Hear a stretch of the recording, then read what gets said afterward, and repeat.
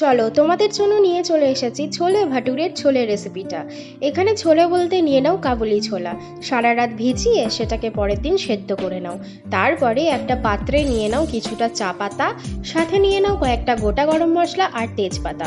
জল দিয়ে ভালো করে ফুটিয়ে নাও। তারপরে ছেঁকে সেটাকে ঠান্ডা করে নাও। তারপরে নিয়ে নাও একটা কড়াই, তার মধ্যে দিয়ে দাও সর্ষের তেল আর কয়েকটা গোটা গরম মশলা তেজপাতা। তার মধ্যে দিয়ে দাও আদা রসুন কাঁচা লঙ্কা টমেটো থেতো করে ওপর থেকে দিয়ে দাও পেঁয়াজ বাটা। হালকা হাতে নাড়াচাড়া করে মশলাটাকে কষিয়ে ওপর থেকে দিয়ে দাও নুন পরিমাণ মতন। তার মধ্যে দিয়ে দাও হলুদ গুঁড়ো, জিরের গুঁড়ো, ধনের গুঁড়ো, একটু কাশ্মীরি মির্চ, একটু মিট মশলা আর গরম মশলা। তারপরে যে ছোলাটা সেদ্ধ করে রেখেছো সেটাকে দিয়ে কষিয়ে তার মধ্যে দিয়ে দাও একটু চা পাতার জলটা। যখনই ফুটে উঠবে একটু অন্য পাত্রে ঘি গরম করে একটু স্লাইস করে কেটে রাখা কাঁচা লঙ্কা আর আদার তড়কা দিয়ে দাও। ব্যাস ফুটে উঠলেই মেথি পাতা দিয়ে আর ছোলে মশলা বাটার দিয়ে নামিয়ে নাও।